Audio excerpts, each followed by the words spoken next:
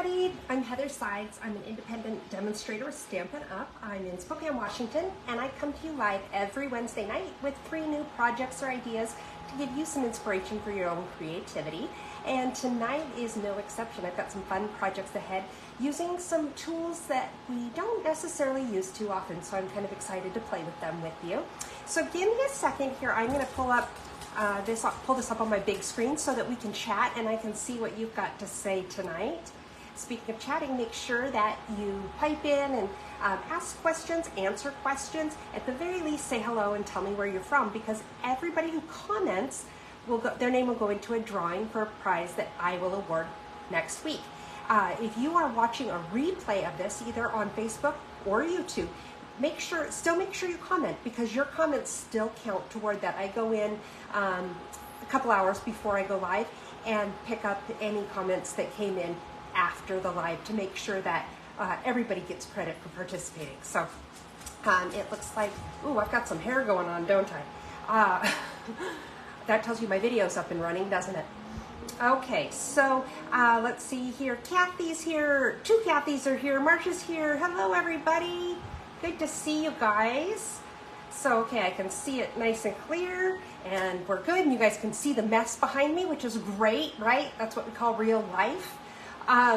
So I do have a couple of things to tell you about. Right now, we have a great sign-up special if you're interested in joining my team. I'm part of a larger team that does some pretty amazing things. We have a large Facebook group where you can get so many ideas. There's lots of opportunity to participate, even get prizes, things like that. But even if you choose to be a little bit more of a wallflower and just kind of observe, there's so many great stampers in that group to get ideas from and inspiration. So if you are interested, if you're even on the fence about joining Stampin' Up, this is a great time to do it. I'm going to tell you in a little bit why when I can show you the flyer.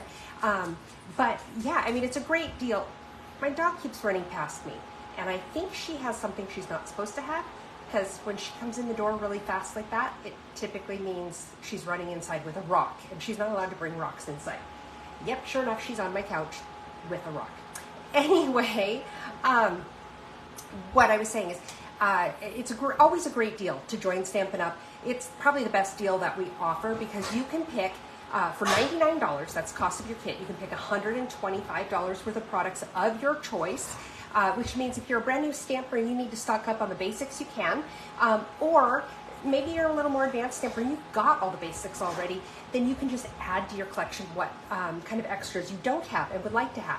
So it's a great way to get started. You also can get up to 25, well, you can get more than 25% discount, but you can get 20, 25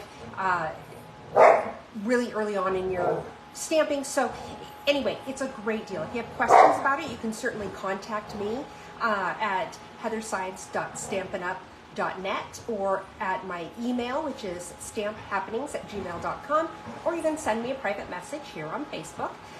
Any of those will work. You can get more information on my website. When I turn the camera around, you'll be able to see my website address again. So you can see information there, you can sign up there, any of that kind of stuff. But if you want to have a conversation about it, definitely contact me. I'd be happy to answer any questions that you have. Okay, so you can hear the dog in the background, right? She brings the rocks in the house onto the couch and she fights with them. Yes, I said she fights with the rocks. So yeah, that's when you hear that sound, that's what's going on in the background at my house. Yeah, I'm telling on you. I'm telling them that you fight with your rocks. Yeah. Anyway, she's giving me a look like she's so indignant about me telling people that she does that. Anyway, okay, let's get this camera turned around and do some stamping. I want to show you the special we have going on for signing up, and we'll get going. Get this all turned around. I probably don't need to have my keyboard in the way while I'm stamping, so we'll move that. Okay, I want to just get this lined up so that we can see everything really well. Okay. As you can see, there's my email, stamphappenings@gmail.com. My website is heathersides.stampinup.net. Okay, so The special that we have going on, I'm sorry it's hard to read, I thought my printer would print it a little darker, and I wish it was in color because this involves our in colors. If you're new to Stampin' Up, in colors are 5 colors that we bring in for a 2-year period. We have our core colors that we keep, and they refresh them every 5 years or so, but every 2 years they bring in this set of 5 colors, and they let them go for 2 years, and like the next year they will stay and a new set will come in. So every year there's a new set of 5 colors that will stay for 2 years. Anyway, this year's colors, I love them. I think they're really, really pretty. There's a pink in there that I absolutely love. Anyway, I wish my printer printed in color because I would love for you to be able to see them. But if you go to my website, heathersides.stampinup.net, you can see those colors. Anyway, when you sign up this month, remember when I told you for your kit, you pay $99 and you pick $125 worth of free products of your choice.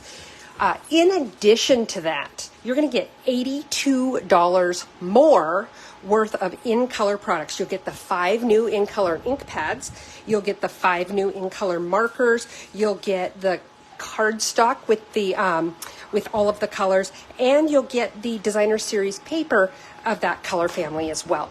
So $82 more worth of stuff. So you're getting over $200 worth of stuff for $99, and actually over $225 because you also get in your kit, you get a 1 month free of paper pumpkin. So you can kind of get an idea of what that kit's all about. So $225 worth of stuff for $99. Sign up, give it a try. If you decide it's not for you, no biggie. You just come back to being my customer. Easy peasy. No hurt feelings. So that is something to keep in mind. And let's see, I am seeing a few questions. Marcia, that's very sweet of you to ask. Jackson and I are doing great. He is really settling into his job, making friends there. And, he doesn't, it's hard work. He works on a dock for a trucking company. So it's physical labor, of course. And he, like most of us, would prefer not to have to work. But considering that he does, it's not too bad of a job, and he's really liking it. And I have a friend who works there that keeps an eye on him as well, so that's kind of nice. And yes, Kathy, Lucy was having a great time. She especially has fun when she knows she's doing something she's not supposed to be doing, such as bringing rocks in the house. Okay, so let's start with our first card. The first card we're going to do, we're going to use this stamp set, Planted Paradise. It's in the new annual the new annual catalog. And this is the card that I made. Did the envelope very simple. And I'll move my glasses out of the way because we know I'm going to need them. And this is the card. And then for the inside, I just did a little potted plant on the inside, keeping it pretty simple. And for this card, we're going to be using the blender brushes. There's so many, or blending brushes. There's so many different ways you can use them. But the way we're going to use for this card is really pretty basic. We're going to use them on another card as well. Okay, so the standard card base, 8.5 by 5.5, scored in the middle at 4 1/4. Thank you, Marcia. Hey, Mary, welcome. Okay, so this is our slate. Hold on, now I have to double check the color. Smoky Slate is the name of the color. We have a few shades of gray, and I always get them confused. Okay, so all I did is I folded that half, then I used the bone folder to just make sure my edge was nice and crisp. Scoring it makes it so that it folds really easily, but it doesn't give it as crisp of an edge as you can get when you use the bone folder. Okay, so I've got my envelope here. And we're going to do a little bit of stamping before we really get going. I think this card, it's best to just do all the stamping at once. I ended up with, I'm just missing a piece of scrap paper I thought I had, so I'll grab another piece of scrap.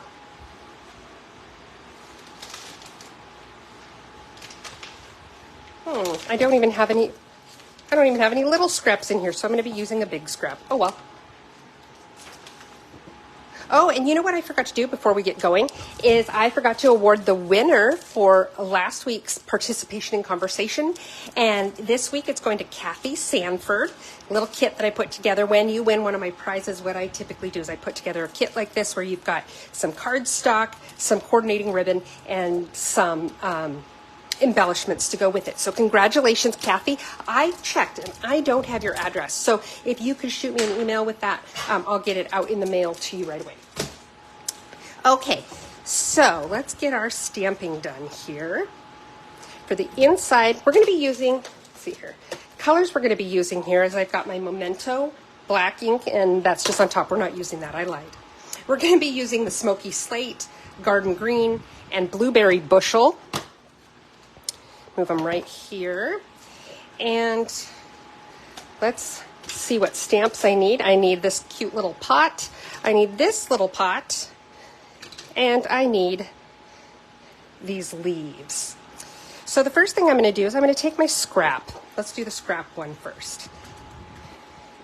A lot of pieces of paper here, and I don't want any of them to accidentally get ink on them. I like this blue. It's a really bright, vibrant blue.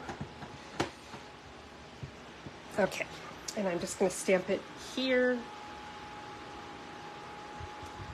There we go. My ink pad is very, very inky. And then, let's see, now we're going to go ahead and do the leaves. And I'm going to be using a technique called stamping off. Stamping off is where you stamp the image. Hey, Teresa, welcome. Hey, Jason. Hi. Long time no see. Okay, so stamping off is where you stamp the image and then you stamp it a second time, and it's actually a little bit lighter because you've stamped off a lot of the ink already. So we're going to go ahead and stamp it right here, like that. Then I'm going to turn it just a little bit and see how it gives that look of just other leaves in the background. Now I want to do it again so I have some going this way. So I'm just going to stamp off onto my scrap paper like that. And then I'm going to line it up where I want it. Go again. And there we go. Now one thing you could do, I'll show you something, if it bothers you, you can kind of see where the leaves overlapped the plant. And that does kind of bother me, but I'm going to live with it anyway.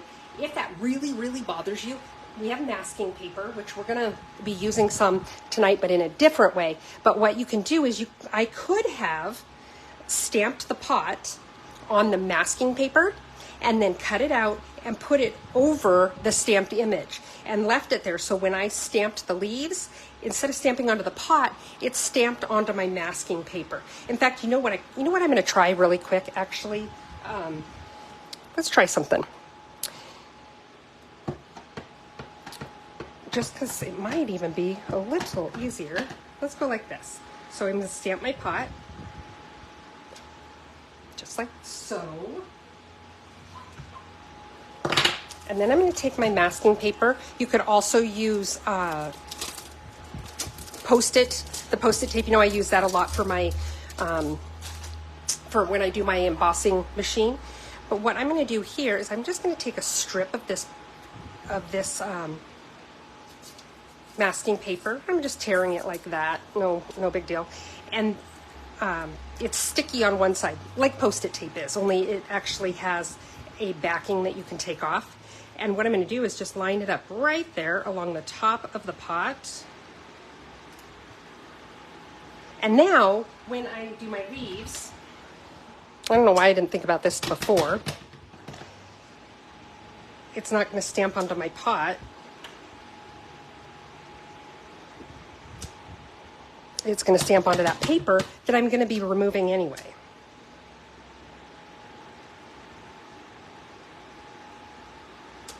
There. I don't know why I'm cleaning that stamp, because I'm going to be using it. See, now when I pull the paper off, oh, nice, I missed the pot altogether. So yeah, maybe that wasn't as good of an idea as I thought it would be.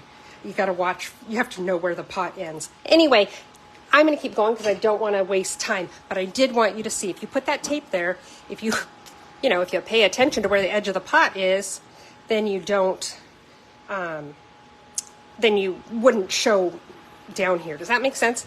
And in fact, you know what I could probably do? On this one, we're gonna cut it out anyway. We're gonna fussy cut it. So we'll see how it turns out if I fussy cut that one.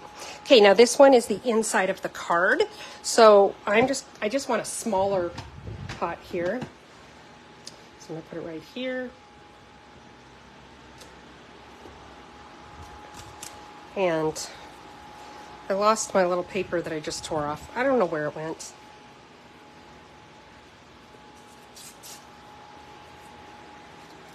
Okay, I'm going to tear the backing off.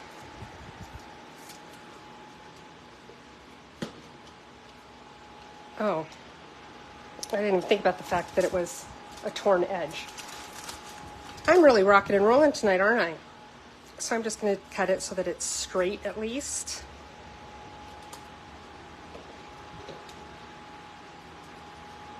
Okay, so now I'm going to line it up on my crooked pot there. And I can see the pot through it, so I know where the edge of the pot is. I don't know what my deal was with that other one, but... And I'm not going to do the stamping off on this one because I just want a simple little set of leaves there. And then when we take it off, there, I did get a little bit of extra ink there, and that's easy to get rid of. I just take a sand eraser. Goodness gracious, I'm not finding stuff. I'm gonna take my little sand eraser, and usually these little tiny ones, these little tiny marks, you can get them off. Sand eraser is not something that Stampin' Up! Sells. It's just something that I buy on Amazon for a couple bucks. I got it off a little. Anyway, we're gonna go with it because again, I don't want to take all night showing you guys, wasting your time on that kind of stuff. So let's go ahead and glue this to the inside of our card just to get it out of the way and so we don't accidentally get ink all over it.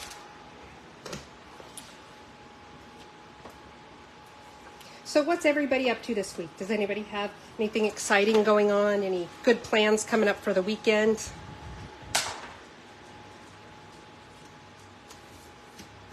Okay, so there's the inside of our card with our crooked pot and the crooked flowers. Okay, now what we're going to do is let's go ahead and do our envelope. So for this one, I'm going to, again, do the little pot. Oh my goodness, I just made the pot for you. I am on a roll tonight. And I already have ink all over my fingers. Okay, so we're going to stamp the pot. I just want to make sure I can see where the edge of my envelope is. There. And I think it's crooked. Oh, no, it's actually straight. Okay. Then I'm going to take my leaves. I'm going to take this little tape and do this again. So you can reuse this paper a few times. Okay. Now. There. Now our envelope just has a very simple little pot on it. Ta-da! Okay. Move my paper out of the way for the moment. Now let's go ahead and do the stamping on this one, and we're going to cut out our scrap, and we're going to get going. We'll get through this together. Okay, so I want to stamp a pot on each side here.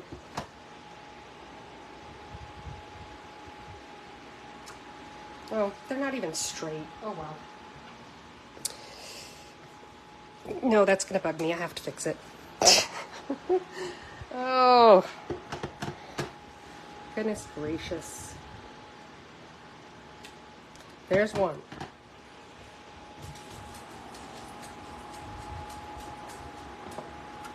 Okay, that's a little better. Still crooked, but better than it was.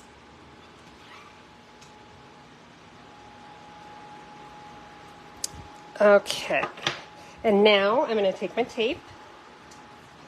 I'm going to put it over. I wonder if it's not big enough to do both. Okay, so I'm going to stick it on there and do this one.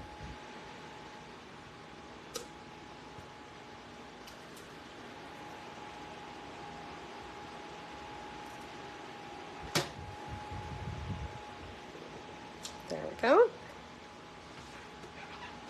That is Like I said, the ink pad is very, very inky tonight.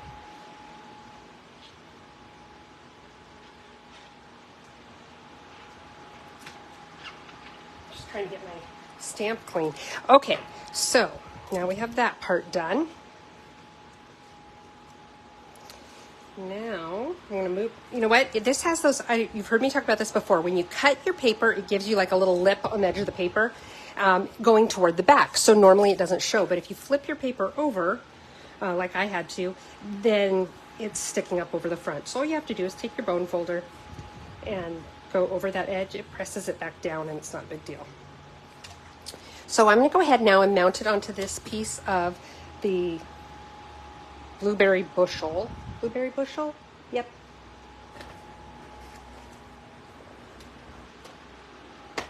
Oops.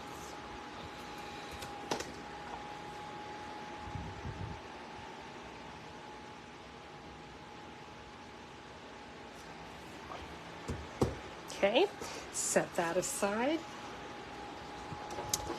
I'm gonna give this one more try because I just can't handle it. I can't handle it. One more try. Doesn't it seem like it's always the simplest of tasks that you keep screwing up over and over and over again? Like, maybe it's because when it's tougher stuff, you're really paying attention, and you're not so much when it's something simple that your brain goes, oh, I can do that without thinking about it. Okay, so now I have my little piece of the masking paper here. And I'm going to go put it over the edge there. Paying attention to where the edges of my little pot are this time. So I'm going to do the first one and then stamp off.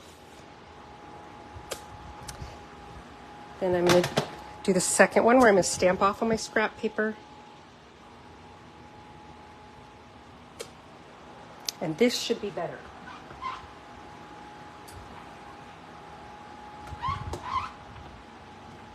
Sorry for the shaking there. Just the stamp, it has like these little teeny tiny etches in it, which makes it tough to clean. Not tough to clean, it just takes a little extra TLC. Okay. Now I'm going to put my ink pads away because these are colors that I will get everywhere. And actually, hold on, I'm moving stuff out of the way. I'm going to keep the blueberry bushel open, and I'm going to open up the smoky slate. Move this out of the way because we'll just cut it when we're ready to use it. That way I can't lose it. See, now I didn't line it up quite right. So which one should I use, you guys? Should I use this one where it's not lined up quite right, or should I use this one where it overlaps? You guys decide.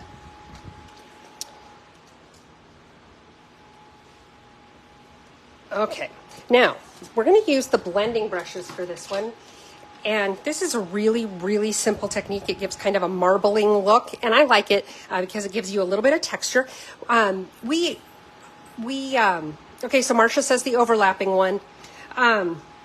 We got rid of a lot of our embossing folders that we had to make room for a bunch of new ones. So I don't have very many embossing folders. But I don't necessarily like the paper to just be plain and stark. So I like to give it a little texture, a little something, and the blending brushes can do that. So all I do is I go like this to get some ink on it, tap it like that to get some of the extra off, start off the paper, and then just come on making circles like this. Now I think I inked this pad up last night because I thought it was just low on ink because it wasn't showing up really well. But I think it's just a matter of being such a light color. See, it's starting to show now. Only now it looks more like just a cloudy, rainy sky. Now I'm tapping like that before I start blending because you get like little blobs of ink on the bristles, and that just gets those extra ones off so you get a little bit smoother look. Okay. So I've got that. Now I did the gray and I thought, oh, Oh, poop. Didn't want to get blue on my gray. I didn't like just the plain gray because, like I said, I thought it looked sort of like a gray sky, you know. So I decided to add a little bit of the blue to it, not with my gray brush though. I do not have a brush, by the way, for each color. I have it for different shades of color. Like I have one that I use for my reds, my pinks. I have one that I use for yellows and oranges. I've got one for greens, one for blues, one for grays and blacks. Okay, so I'm getting the extra off here because I don't want to put too much blue on here. So I'm also doing the blue very, very lightly because I don't want it to go over the gray too much. I want it to kind of poke through the gray. There, like that. And then I usually will go like this on my scrap paper just to get some of that extra ink off the brush before I put them away. Because like in this case, all my stuff is going in a bin and it will get ink everywhere if I don't try to get some of this extra ink off first. Okay, now we can put the ink away so as not to cause damage with it. Okay, we heard another word for overlap. Teresa says overlap. Okay. Now what I'm going to do is I'm going to mount this piece onto another piece of blueberry bushel. By the way, the blueberry bushel piece here is 4 by 5 1/4, and then the basic white piece is just 1/4 or 1/8 of an inch smaller. So it's 3 7/8 by 5 1/8. And I'm just going to glue it down.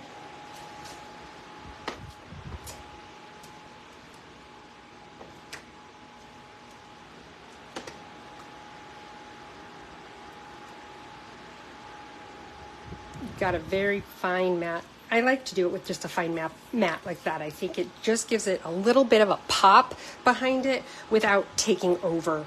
And now before I put that on though, what I'm going to do is take a little bit of gray baker's twine. It comes in our Baker's Essential or our Essentials Baker Twine, something Baker's Twine Essentials, something like that, where you get 5 colors. You get black, white, crumb cake, gray, and then kind of a color that's kind of like our linen. It's a great pack. I love it. My only complaint is I always go through the white really fast because I like white baker's twine. And I do wish they would offer a white baker's twine by itself. But until I rule the world, no one's listening to me. Okay, so I'm just tying a basic little bow here, nothing fancy.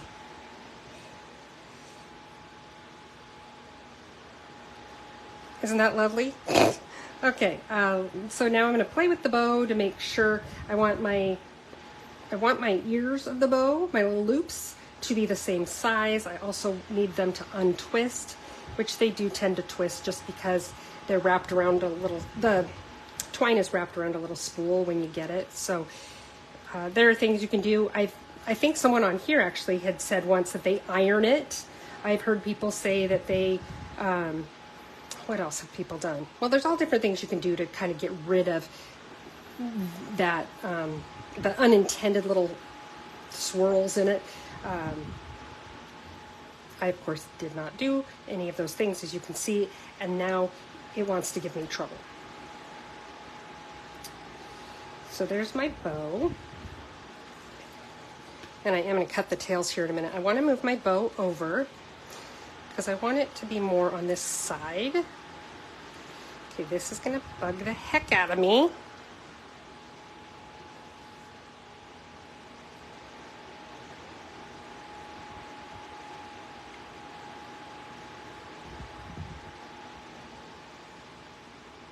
Also, my little loops are maybe a little bigger than what I want. Sometimes just making your loops smaller helps too. Okay. And then I've got my tails there that I do want to trim a little bit.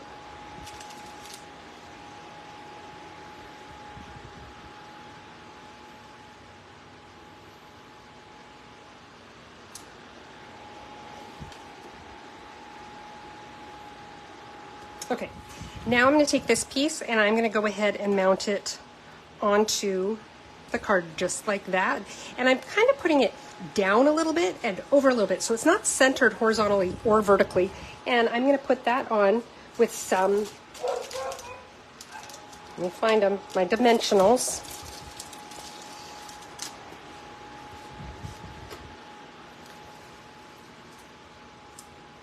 This would be a great use of the foam adhesive sheets as well, because then you just don't have to take off as many dimensional pieces. I'm out of them right now. Now, you know me, I do like to use a whole lot of dimensionals. You'd think I own stock in the company, but okay. So now I'm just off camera taking the little backs off of them, because I don't think you necessarily care about seeing the inside of my trash can. Okay, so now we're going to line it up here. Looks like this is just a little bit crooked. There we go. And I'm going to line this up, and what I'm going to do is I'm going to make it, I just want to make sure that my margins on this side and on the bottom are about the same. So it lines up like that. There we go. And then the little bow sits there pretending to do what it's supposed to do. Let's go ahead and put this on the card.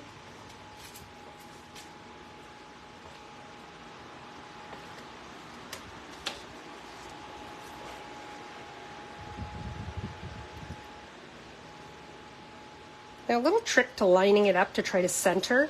You've heard me say it before, we don't go for perfection, we go for ish. So we're getting it centered-ish. Hey, Susan, welcome. When I lay it down, I'm kind of holding it, and I'm just trying to make sure these three edges are all the same. Once I get it that way, then I can kind of eyeball it to see if I have to move it a little bit from this side to line it up. But typically, if the three are the same, then it's going to match over here. Now, the last step. I only got a couple of votes here. We're going to use the overlapped image here.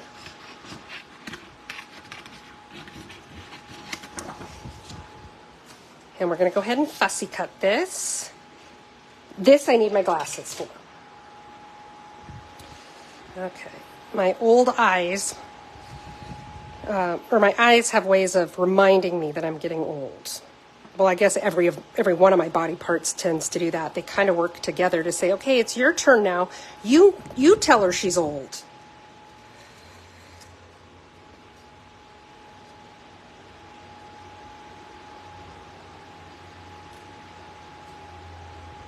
Okay.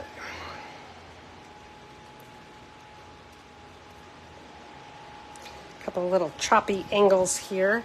But you know, really, as you're doing this, a lot of people, myself included when I first started doing fussy cutting, shied away from it because as you're going, you're so focused on the tiny little spaces you're cutting that you see all of the imperfections. So what I suggest is as you're going, first of all, move your paper, not the scissors, and that will help. The other thing is, as you're going and you see all those tiny little imperfections as you go, kind of ignore them and finish. Because one, if you try to fix it right then and there, you'll get yourself off track. So go ahead and finish it, and then come back to it if you need to, because I think you'll find when you finish and you look at the overall product, those little imperfections don't stand out to you anymore, and you're fine with it. But if they do, then you can go back and trim those little extra spaces that need it, like I just did. Okay, that's all there is to it. And I do encourage you to play with fussy cutting because it is a skill that comes from doing it over and over and over again. So it's frustrating to a lot of people, and I get it, but you'll get there, I promise. Okay, so now I'm just going to take off the backs of the dimensionals. And I'm actually lining it up. I'm not doing it flush with the bottom here of these pots. I'm just making it go up a little bit like that. And then I'm going to take some like good old-fashioned rhinestone basic jewels. These have been part of our collection of embellishments forever and ever, and with good reason, because they go with everything. They're very versatile. You can color them if you need them. So you can see where I colored them pink at one time. So they really are very versatile. If you're looking to buy yourself some embellishments and you just can't narrow it down, maybe you're just getting started, and you don't know what to get, this is what I suggest getting, just because of their versatility. Whoops, I dropped it. And I use my take your pick tool. It's got putty on this end, dirty putty. It's got putty on one end, so you can pick up the embellishments and push them around. And anyway, so here is our card, our envelope with the matching card. What do you guys think? Ta-da! Okay, so that's card number 1. Let's get this cleaned up and move on to card number 2.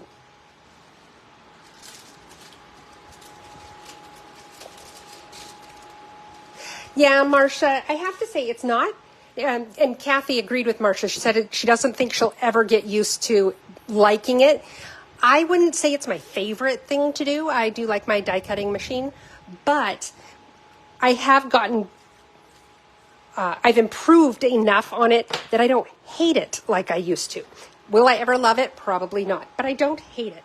I'm going to move that just so that I turn it over so that I don't get ink all over what we're working on. Okay, so card number 2, we're going to use the masking tape again, but we're going to use it in a different way. And I'm using the Cheerful Daisies bundle. I don't think it's sold as a bundle anymore, but a bundle, when I refer to it, is where you can buy as a packaged set the dies and the stamps. Anyway, both of these are still in the catalog, just maybe not sold as a bundle. And I really like this set. I think it's beautiful. And I've seen tons of great ideas with it.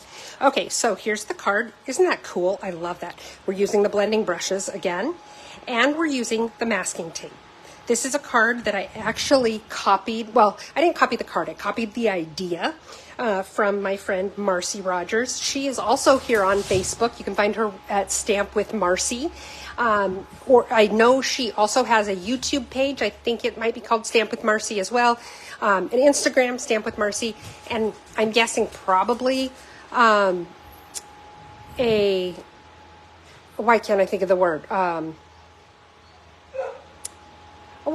Pinterest, and it's probably Stamp with Marcy as well. But I know for sure Facebook and YouTube and Instagram are Stamp with Marcy. Anyway, that being said, so this is our card. Here's the inside of our card, and let me show you how we do this. We're going to start with the envelope. Actually, let's get things lined up because we'll stamp the envelope and stuff all at once. So we've got our basic card base. Oops, let me get this stuff out of the way. We've got our basic card base. You guys guessed it. It's 8.5 by 5.5, scored in the middle at 4 1/4. I'm going to fold it.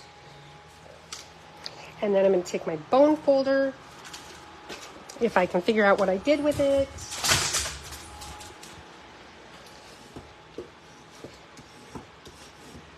Okay, so, and this color I'm using here, this is our Melon Mambo. Okay, so here's what I'm going to do first, is I've got, this piece is the inside of my card. This piece is going to be going on the front, and I'm going to take my masking paper, and I'm going to cut it. Now on the front, this margin, I want it to be about 3/4 of an inch of white around this. So I'm going to open the package. And the pieces may be bigger than what you need. That's perfectly okay. Save your scraps because you may need a really small piece at some point. So let me see, this will be big enough. So what I'm going to do is I'm going to cut 3/4 inch strips. I'm going to cut 4 of them.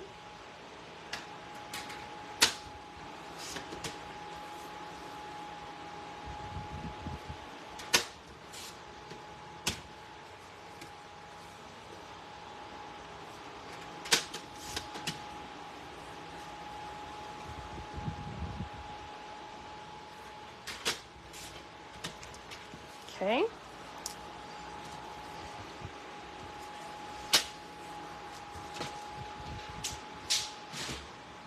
And I'm going to take my piece of white that is intended for the front of the card. It's the smaller of the two. It's the one on the inside is 4 by 5 1/4. This one is 1/8 of an inch smaller because it's going to go on this black mat. The black mat is 4 by 5 1/4. So this is 3 7/8 by 5 1/8. And if you've been following me long enough, you know that that's a pretty common measurement for me to use.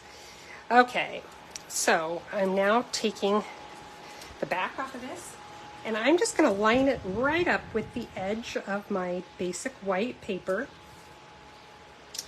And let's see, I can see it's a little crooked. Not a huge deal. I just pull it up a little bit and then re-line it up.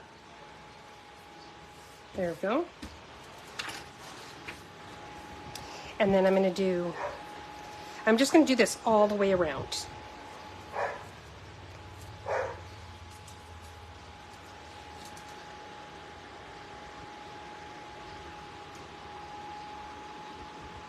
It is a little easier to see when you don't have to try to keep your head out from in front of the camera.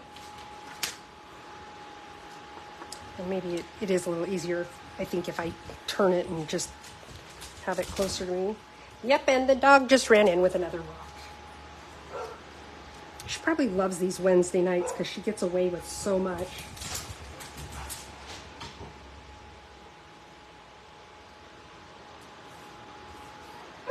She has this budding friendship with, well, I shouldn't say budding, we've been here a year and a half. Hey, John, welcome. But she has this doggy friend that lives next door, and they go out there, the dog goes out there and cries for her till she comes in, comes out. She plays hard to get, it cracks me up.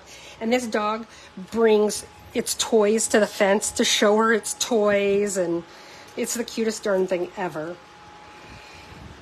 But I hear it out there now trying to get her attention.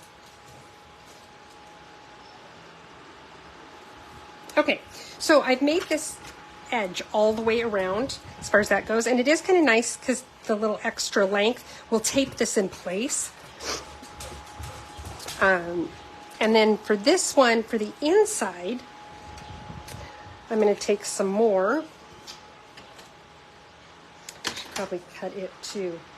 Now this one I wasn't quite as fussy about the measurement, I guess is what I could say. So let's just maybe just do a couple little strips like this. I'm just going to do 1/2 inch strips this time because I don't necessarily need them to be as big. In fact, even that I'm going to cut down.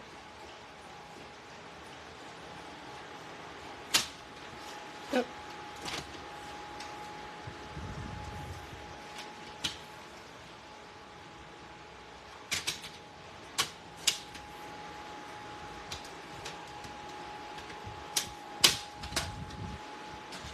Okay, so again, this is the inside of the card.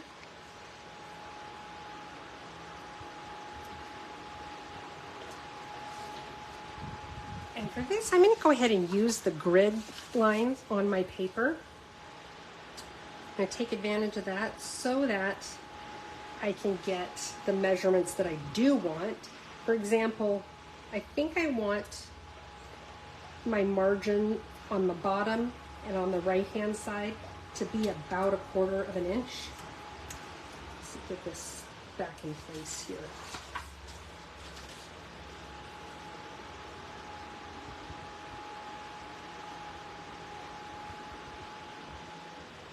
There we go. So I'm just lining it up in this corner like this.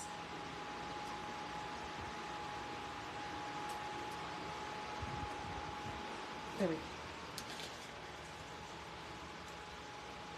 I'm going to get the backing off of another one, and I'm going to be a little bit, I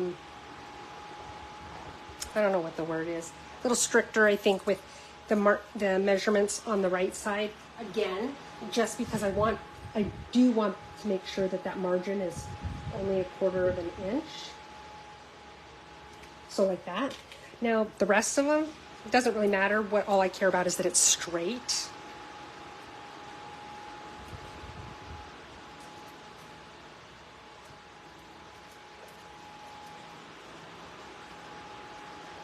So let's make this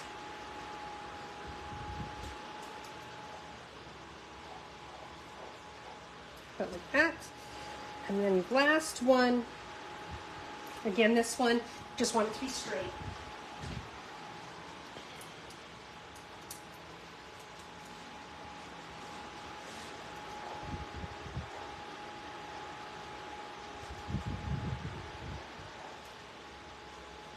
And see, by using my grid lines, that helps me make sure it's straight.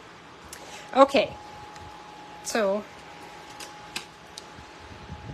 move that there, and now we have the envelope, and we don't have to mask off anything on the envelope, but we do want to put a piece of scrap paper under it so that we don't get the other parts of the envelope when we're coloring it. So the colors I'm going to use now, I'm going to use the Melon Mambo, Flirty Flamingo, and Daffodil Delight. Move some stuff out of the way here.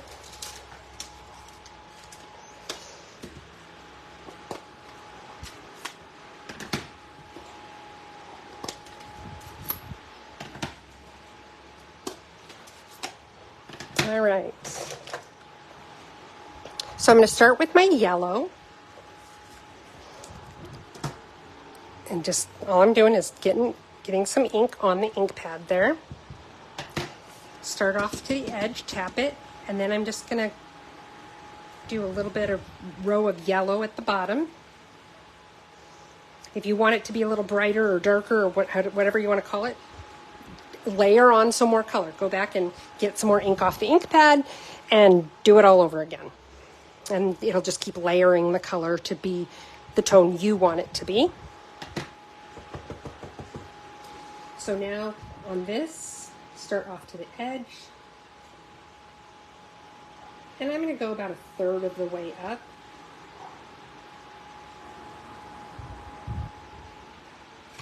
And now the little tiny one is a little bit trickier, only because I'm using our bigger brushes. We do have smaller ones. I have smaller ones. I just couldn't tell you right now where they are. And get off that extra ink. And I only want to go about 1/3 of the way.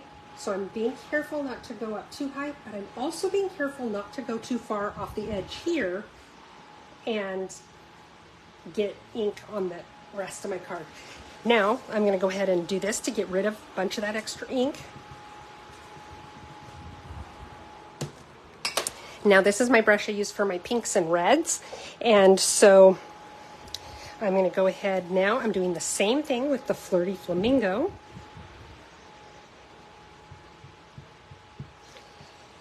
Get the extra off, and then come in from the side.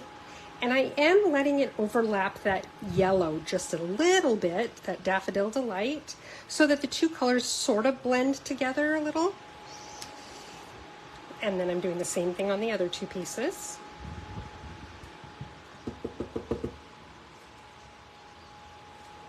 I've seen some really pretty, like, skyline pictures where people used blue, like blues and purples. Gorgeous, gorgeous. Doing the same thing. But see how the two colors, when they overlap, they sort of blend a little bit? I love that. And then you don't have a stark line. Now I'm going to use my Melon Mambo. I'm using the same brush because it's my pinks. And that's part of the reason why I did the lighter one first. Oh, you know what? I say that and I forgot to do it over there. So let's go ahead and do the Melon Mambo on the other two pieces, and then we'll come back and finish the little one. Okay, so starting on the outside.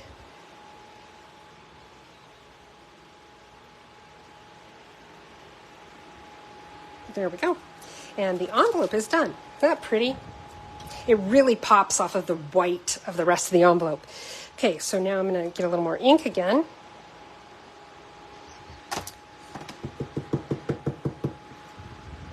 Come in from the side.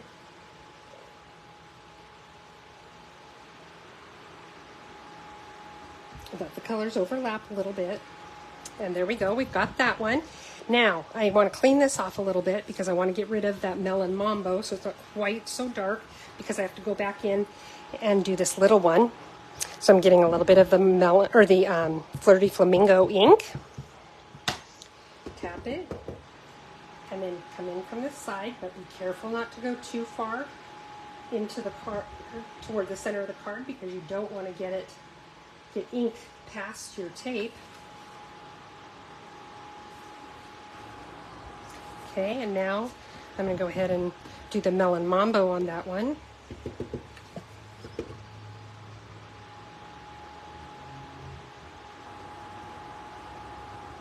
There.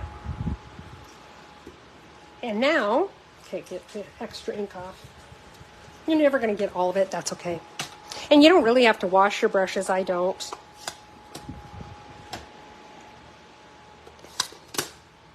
Ink away.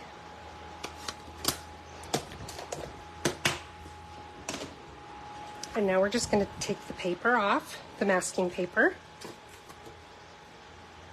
And we have a nice crisp square. Isn't that awesome? And I just love how it just pops off of that white. We're going to take it off of our big one here.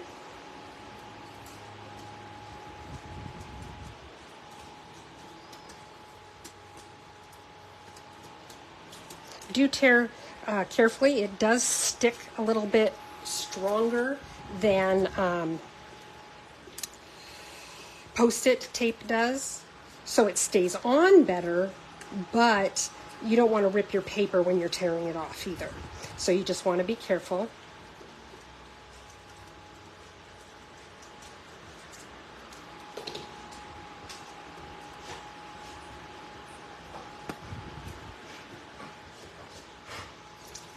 Okay, isn't that beautiful? Just those little squares like that. Now what I'm going to do is, this works best if you have stamps with big open images like this, the line drawing type stamps, because if they're too solid, it kind of isn't the same effect. So I'm going to use my Memento ink here. And the stamps I'm going to use are the Big Daisy, the Little Daisy, and the Big and Little Daisy centers. And then I'm also going to be stamping, I've got this stamp that says wishing you the brightest birthday, that we're going to stamp onto this little tag here. So let's go ahead and stamp the tag, just get that done. Line it up. I do like that these ones are the photopolymer, so you can see exactly where you're stamping.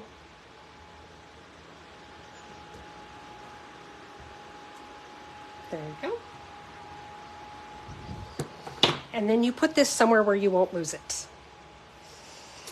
Now what I'm going to do is I'm going to take the little one, because then I can move it out of the way.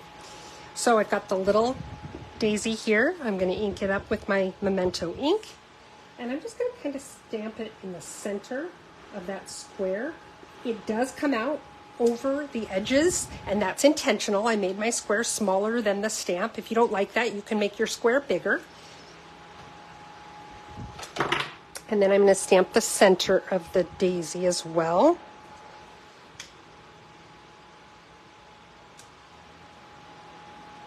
Okay, so now the inside's done. I'm going to set it aside just so nothing happens to it. Now we're going to do the big one. And go ahead and allow yourself to go off the edge of the card. What that does is that creates a sense of movement on the card as well.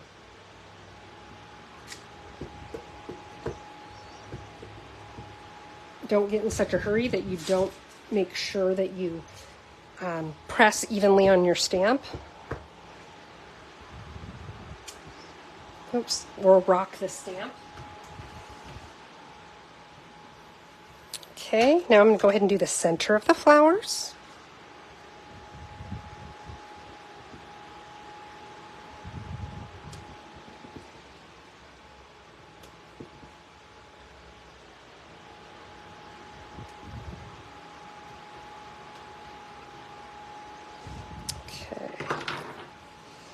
And move this out of the way. I'm going to put the lid back on my ink pad. I don't want it to dry out, and I don't want to lay down in it. So now what I'm going to do is I'm going to go ahead and mount this inside the card. Get that out of the way. Protect it from me.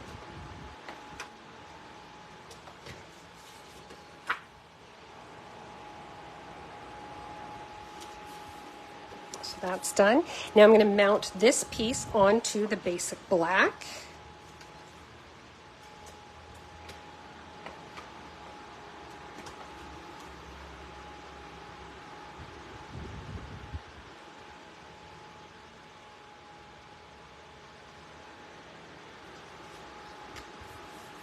And go ahead and stick it onto the card. Once you've done all the little setting up for the stamping pieces, this card comes together really quickly. There we go. Now, the next piece, we're going to take that tag that we did not lose, that I stamped on the back of instead of the front. Goodness gracious.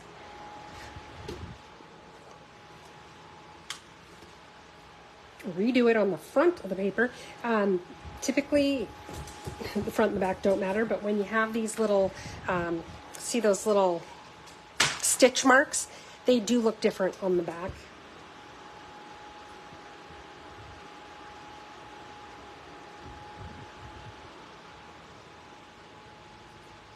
There we go.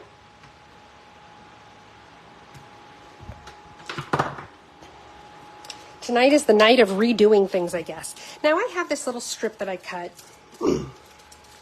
that is 1/2 inch. That's not 1/2 inch. That's 1/4 inch. I tried to lie to you guys. But on the card, I kind of think I would have liked it better if it was half that width. So for this one, I'm going to trim it down so that it's 1/8 inch.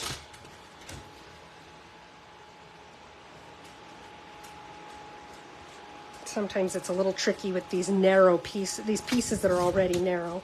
Okay, oh, see, it didn't even cut it straight. Let's try this again.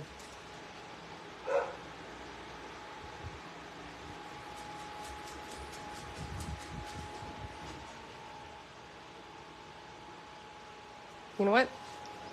Hold on.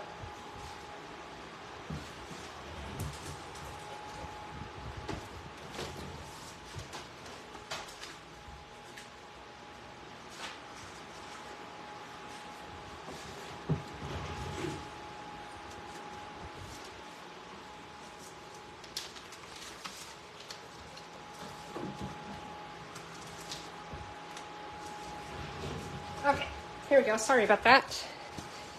I just have some extra scraps here. And I want this to be 1/8 inch by 3 inches.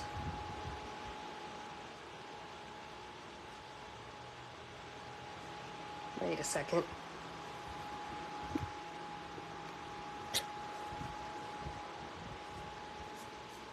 Oh, okay. I thought that isn't 1/4 inch. It is, that's 3/8 inch. So let's just go with 1/4 inch, just a little bit smaller. I think I'm going to like that better, and it's 3 inches long.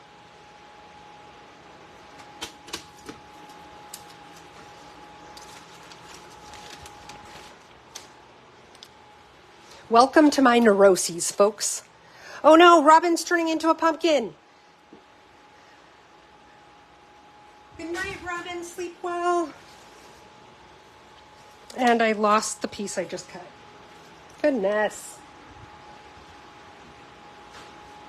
Still on my trimmer. Okay. So what I'm going to do here is I'm going to figure out which side's the back. This is the back. And I'm going to take my liquid glue and I'm just going to make a line. I'm not going all the way to the edges because I don't want it to kind of squish out. And I'm just going to lay it on there. I'm not too concerned about centering it at the second because I'm going to turn it over and be able to line it up that way when I can see where it's at, if I need to move it from the left and right or up and down, which is one of the nice things about using the liquid adhesive is you do have a little bit of time before it starts getting tacky and you can no longer move it. Okay, so let's go ahead now. We're going to put it on the card. We're going to use our dimensionals again.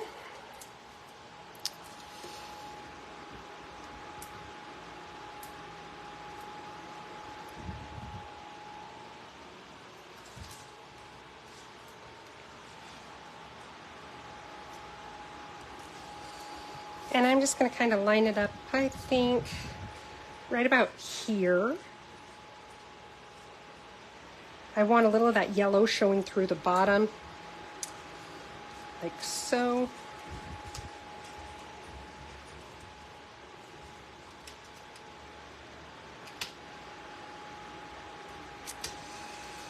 It's moving. It wasn't quite dry when I tried to pull it up and reattach it. So we're going to play with it a little bit here.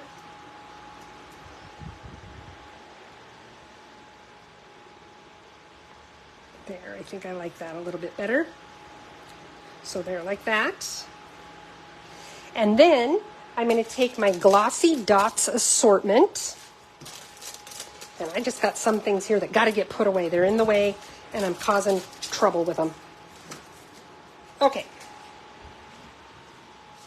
It doesn't help that I have a fan going, and the fan keeps blowing everything. Okay, so I'm going to take your pick tool. This time I'm going to use the pokey end. That's a term you learn in advanced stamping classes, the pokey end. And, whoops. Look how gross my hands are, and that's just from stamping here tonight. Okay, now come on, you. And so these these have such a strong adhesive on the back, I can't just push them around like I did with the rhinestone basic jewels.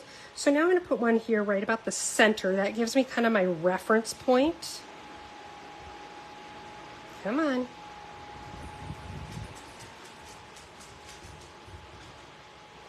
Centered-ish. And then put another one, put one on each side of it, and, you know, line them up as necessary. I'm not pushing them down really hard at first because that makes it easier for me to pick them up and move them around if I need to. And I always need to because I just can't handle it because they're never quite straight enough for me, and then I start focusing in on that and I have to fix it.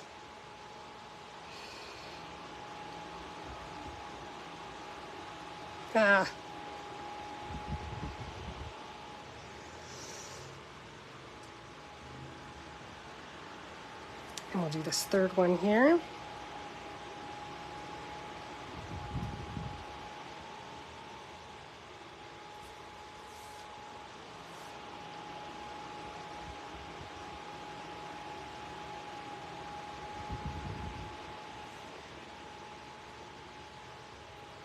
Oh, these are driving me crazy tonight. Usually it doesn't take me 5 hours to set them in place.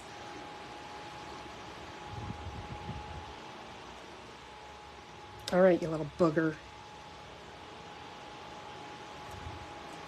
Okay, not even close to being straight. Okay.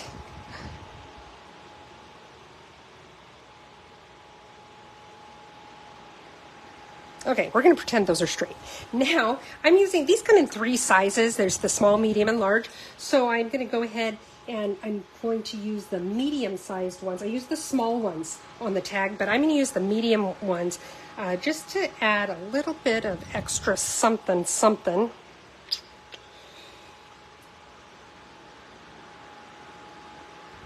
There, like that. And now, that card's done. So like I said, once you get the stamp, the basic stamping and coloring on there, it comes together really quickly. So there's card number 2.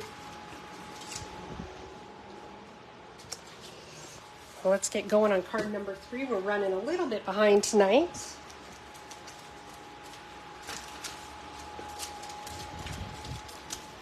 I don't want all of you guys turning into pumpkins like Robin did. Okay, so this last card, we're using the translucent florals. We're using the Stylish Shapes dies, and we're also using the painted texture embossing folder. I am so glad they did not get rid of this one because I use this one so much. It's basic enough that I can use it as a background for just about anything. So I really, really love it. And here's what we made. Now this is probably a card that you would want to hand deliver because I don't know how this would hold up in the mail. But there's the envelope and there's the card. I'm going to do something a little bit different with the one that I'm making tonight, because these darker ones turned out kind of greenish, and well, honestly, it looks like baby poop to me. So I'll show you what I did different. And then the inside of the card. And I don't know if you can really see the texture. Yeah, you can see the texture here.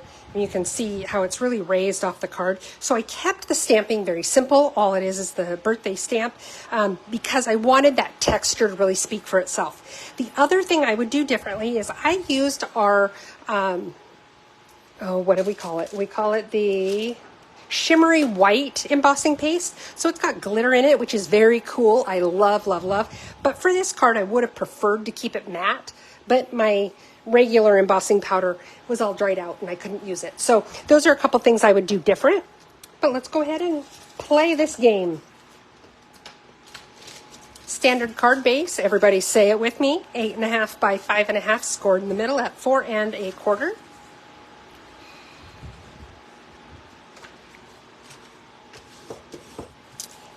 And then get all the pieces I've got for you. A lot of pieces on this one, but still pretty simple because there's not a lot of stamping.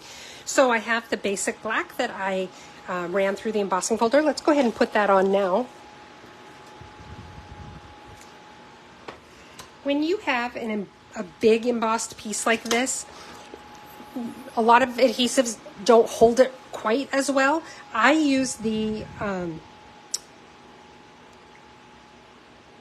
why can't I think what that's called? Stamp and Seal Plus. The Plus is just a little bit stronger adhesive and it seems to work fine. But if you don't have that, you can also use Tear and Tape. Tear and Tape is a really nice, strong adhesive as well. Okay, so then let's go ahead and stamp. Actually, let's wait to do our tag because I don't want it to get lost. So I've got all these little pieces here that we need to do the embossing powder on. Hang on, I forgot one thing.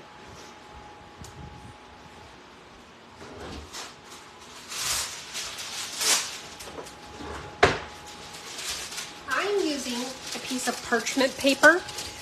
You could use really anything, but I recommend use a paper plate or parchment paper or something like this that you can just throw away when you're done, because it's just easier than cleaning everything off.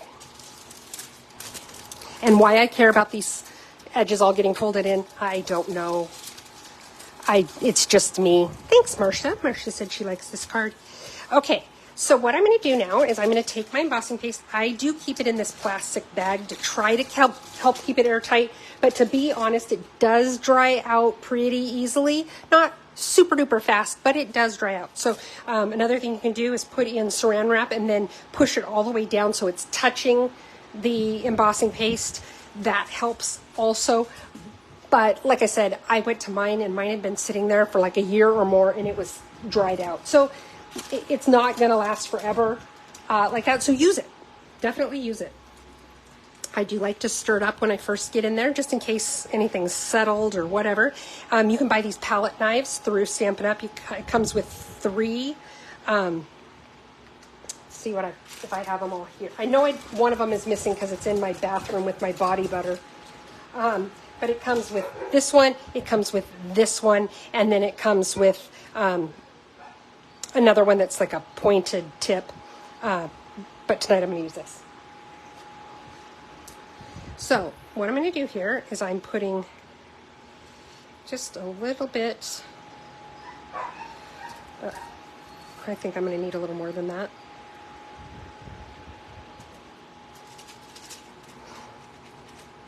It's so pretty. I love this shimmer it's got. Okay, now I have some of my ink refills. I've got the crumb cake, I have pecan pie, and I have black that just got all over me. When I made the first card, what I did is I did this light color, and then I added a little bit of crumb cake to get this color, and then I added just a little bit more crumb cake to get the darker color, and ended up with this sort of green. So what I'm going to do is instead of adding a second dose of the crumb cake, I'm going to add the pecan for that. So start with the crumb cake, and I just put like 1 drop in because I wanted it to be very, very light.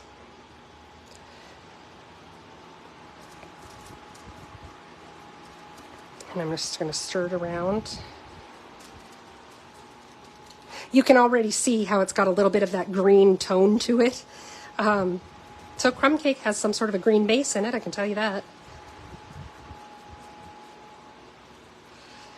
And if it ends up a little darker than what you like, which in this case it kind of is darker than what I wanted, I'm just going to add a little bit more of the paste to tone it down. Well, actually this might be okay. See how close it is to what I had before. Yeah, it's pretty close. I think it'll be okay.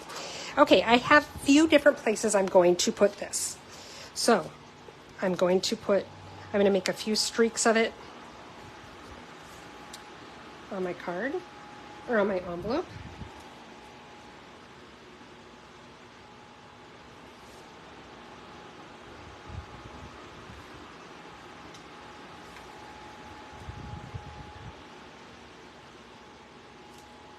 A little bit more there.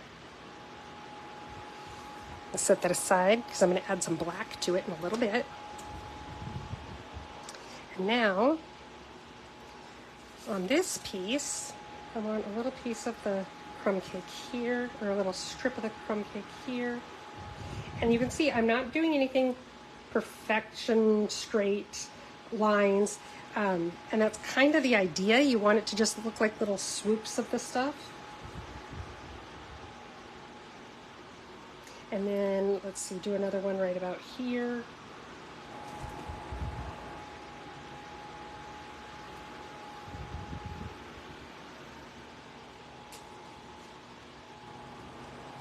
And one over here.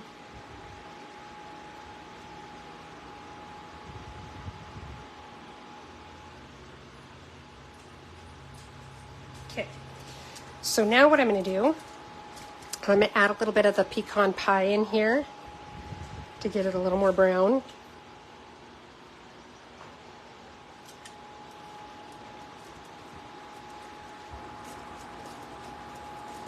Oh yeah, already I like that better. That's still kind of a poopy color, but I suppose that's to be expected when you're working with brown, I guess.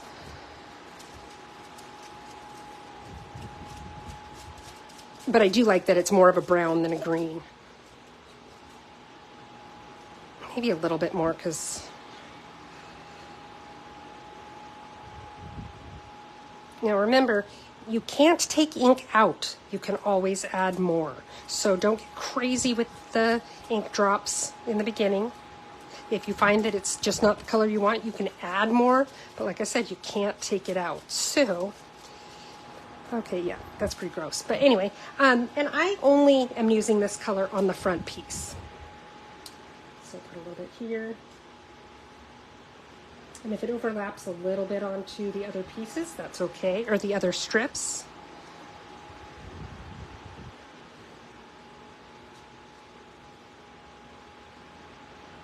Okay, and now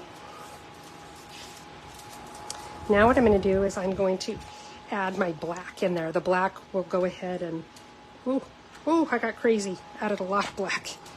And I may have to add, I think I'm going to have to add some more embossing paste to this anyway, because I don't think I'm going to have enough to do everywhere I want it.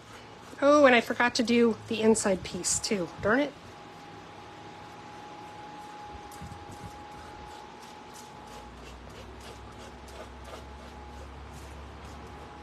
See how it doesn't even look like it has those brown undertones anymore. The black really took care of that. So I'm doing one strip of the black on here. There. Like that. And then I want one on the inside. We'll do that other crumb cake one here in a moment that I should have done in the beginning.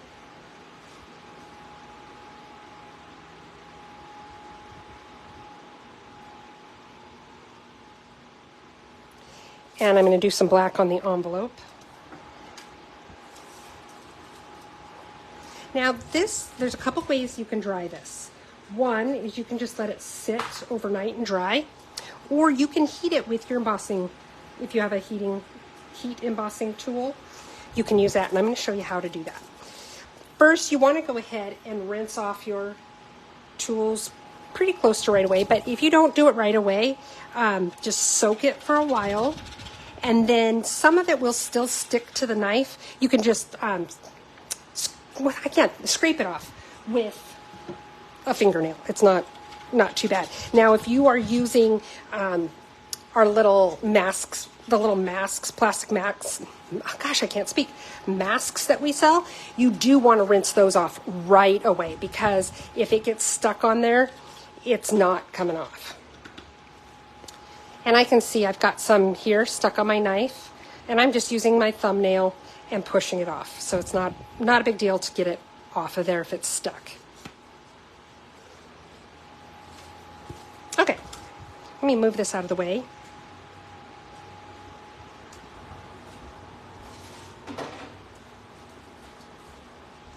It was kind of cool. My water was all shimmery. Okay, so, I want to go ahead and get rid of this. Now I'm going to take my heat tool. It's going to get kind of loud. And it does take a little bit longer than normal heat embossing takes, but it's not bad. Oh, poop. I forgot to do that other stripe on the inside. I'll do it later. We're already running behind. Okay, so I'm just going to go ahead and heat it. One thing that's I think this is kind of fun is as it heats, where I've got the texture where it's maybe not perfectly flat, the embossing paste kind of bubbles up a little bit.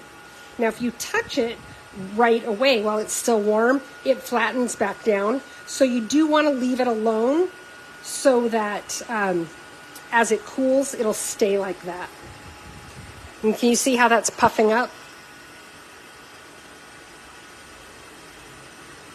Now, in the areas where it's really flat, it doesn't puff up at all.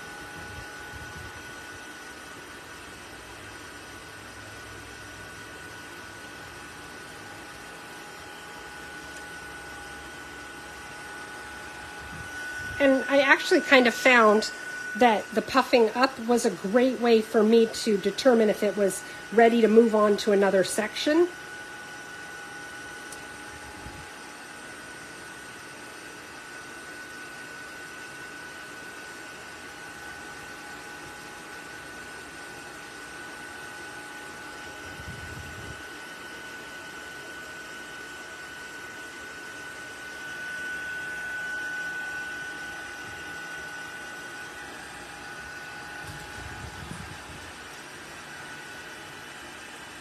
Okay, so you can see it does take a little bit longer than normal heat embossing, but it hasn't been bad.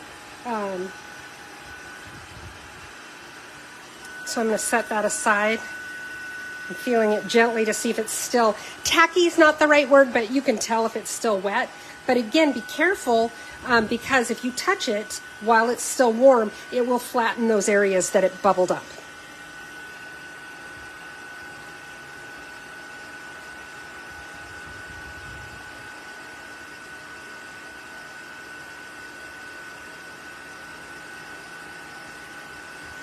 Also, another thing that's helpful is as it's heating it and drying it, it does start to look a little bit more matte because it's not as wet. The heat causes your paper to buckle, but don't worry, it unbuckles.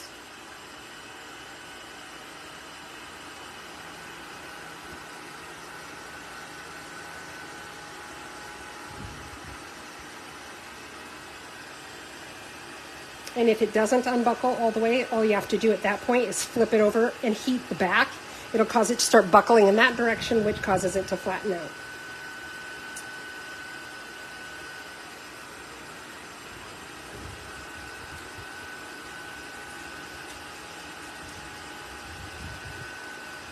I really need to start playing with this stuff more because I kind of had fun with it.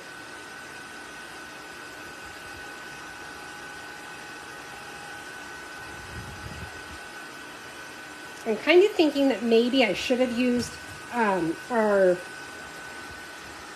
early espresso, I think it's what's called, early espresso, that I would have gotten a richer brown, or this is a little bit more of a yellowish brown. I'm not as huge of a fan of it.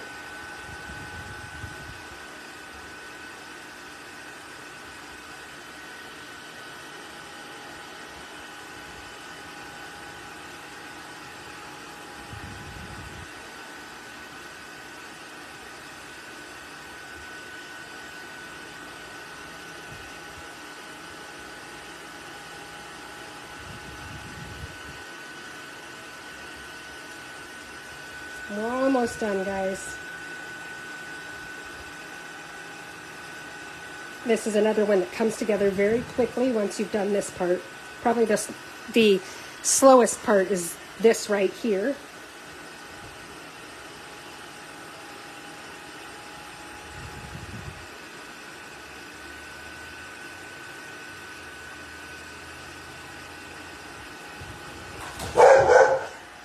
Okay.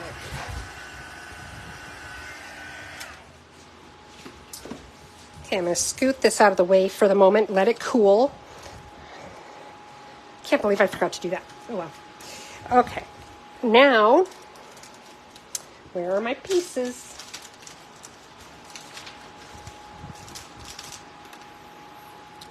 Where did I put all my little extra pieces?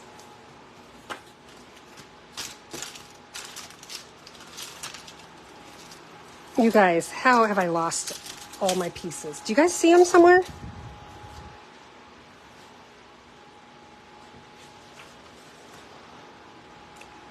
Goodness gracious. Where'd it go?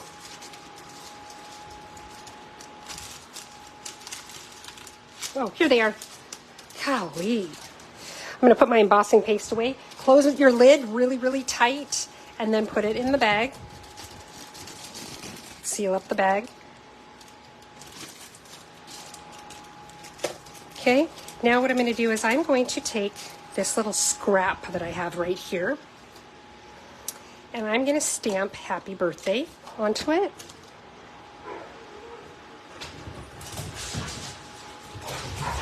Now we're going to be using the cutting and embossing machine like this. And so I kind of want to know about where I need to stamp my message there. Because we're not going to use the whole thing. I mean, you can see I'm cutting it off. I just want a short little banner. And I am going to use my Post-it tape to tape this in place. It's very important that this be placed exactly where you want it and it does not move.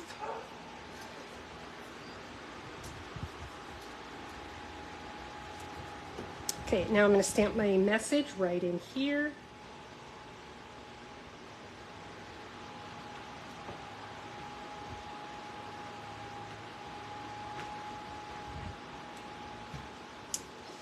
Okay. Now I'm going to bring in my little tiny embossing machine. These come in two sizes. There's a big one and a little one. This is our little one. They look the same except for the size, and they both fold up like this does, so they don't take up as much room on your desk.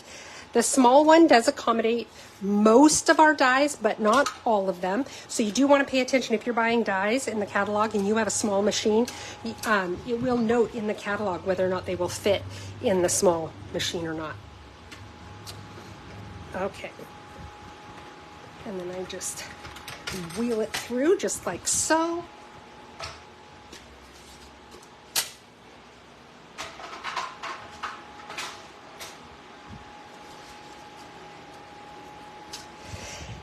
Now I could have just used the whole die on a piece of paper and cut it, but I was worried about cutting a straight line. So that's why I did it the way I did it, where I only cut half.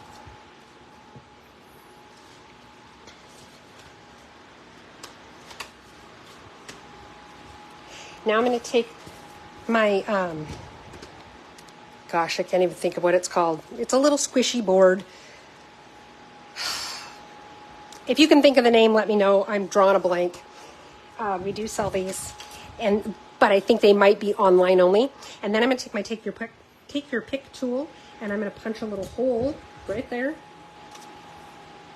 Piercing mat, that's what it's called. It's called a piercing mat. There we go. And see, now I've made a nice little hole there.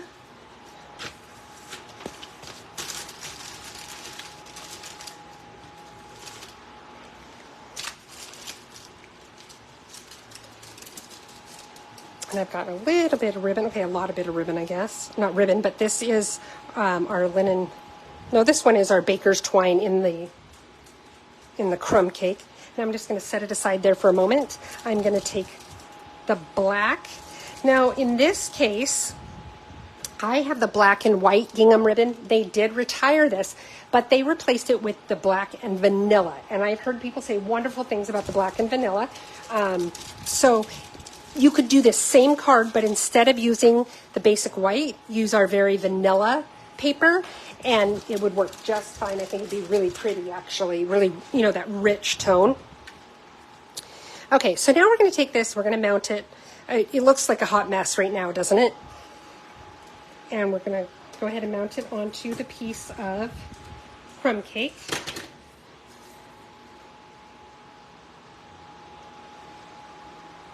There we go. And then this, we're going to do kind of a cheater bow. What I do for a cheater bow is I wrap it around like that. I take my tear and tape. God, my fingers are so dirty and gross. Okay. And I'm just going to tape this around instead of tying, you know, wrapping it around and trying to tie a perfect bow.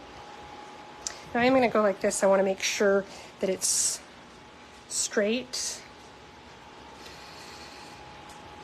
I don't like having all this extra ribbon there. It doesn't hurt anything to have it. I'm just weird about it, so you can trim that off if you need to.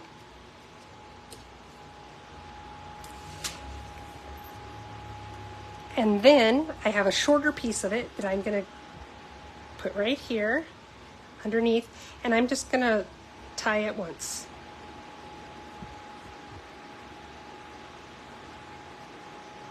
See?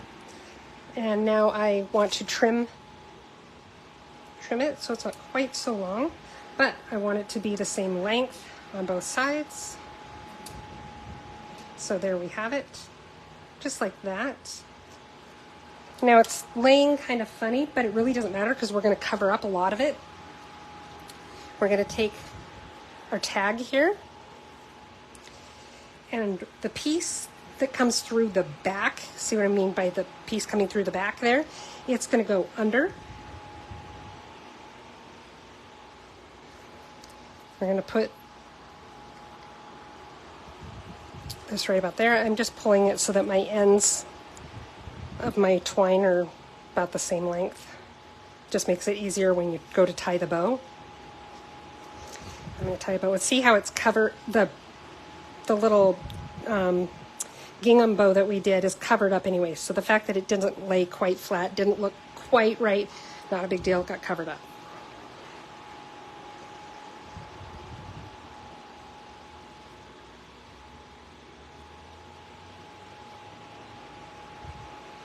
Okay. Now again, you're going to need to play with the twine a little bit to get your bow the way you want it. Oops, well, that's weird. It's those little loops pretty big when you're trying to pull it really tight, but that's okay, not a huge deal. Okay.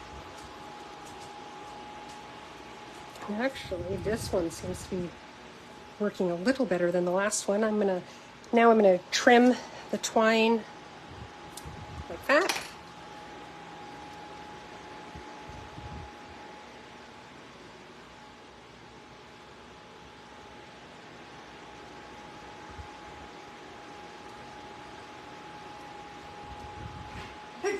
Excuse me. Okay. Now I'm going to go ahead and put this on the front of my card. I'm going to use a section of my foam adhesive. Let's see, this might be a little too wide, so I'm going to trim it down a little bit.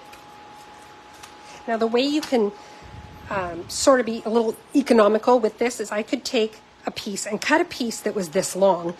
But instead what I'll do, say my piece wasn't quite long enough, cut it in thirds and space them out a little bit. They will still hold up your card the way you want it to, but you're using less of it.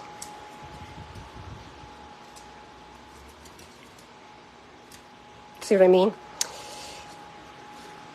Then I'm going to tear this off. I'm going to center this on my card. I did my bow upside down, I think.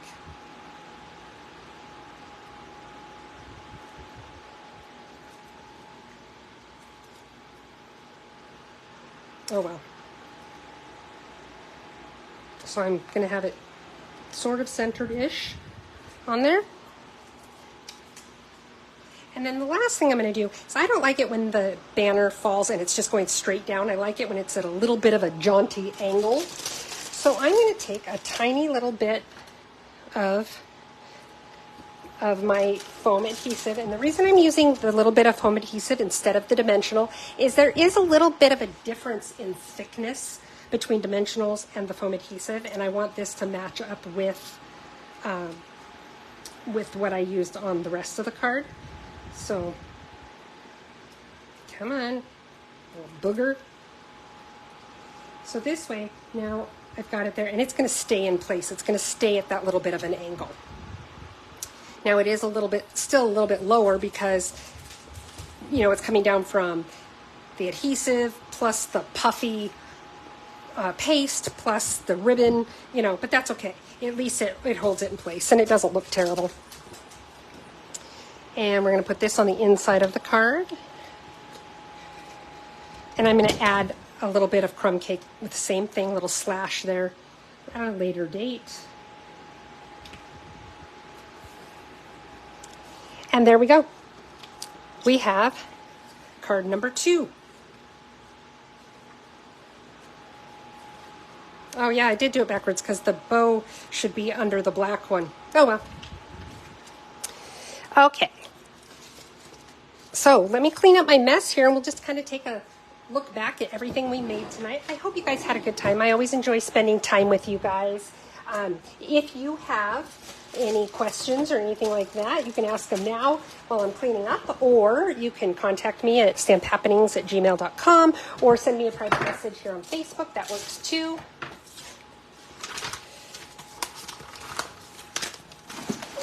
Clean up my mess.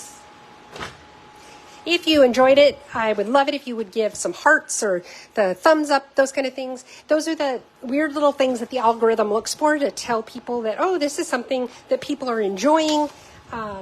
We should put it out there more. It helps me to grow my business, and I appreciate it. Another way you can help me grow my business is as you need supplies to make the cards that I made tonight or something similar, or you just need to stock up on supplies, if you could go to heathersides.stampinup.net and make your purchases there, I would love that. It does help me to continue to provide these videos for free. Okay, so here's card number, well, it was card number 3. Oh, I forgot to put the gems on here. And I'll tell you what I did. I didn't have any black gems. The black gems that I had got retired. So I took my dark black Stampin' Blend and colored them. And you can do that with just about any of your embellishments to get the color that you want. There. Easy peasy. Okay, so there's card number 1. We've got card number 2 here where we use the masking technique and we use our blender brushes. And then we've got card number 3 where we use the masking to make the little pots or to do the leaves on the pots. And we also use the blending brushes to create kind of a marbly sort of look. So that's what we did tonight. Teresa says she loves the texture of the last card. I really do too.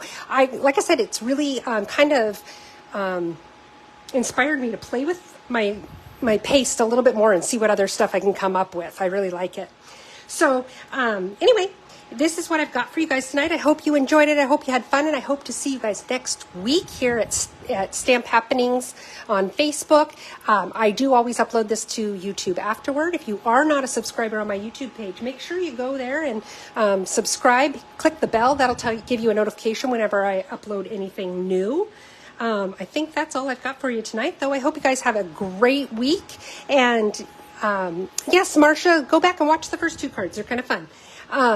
But I hope you guys have a great week, and I will see you guys next week here at Stamp Happenings. Bye-bye.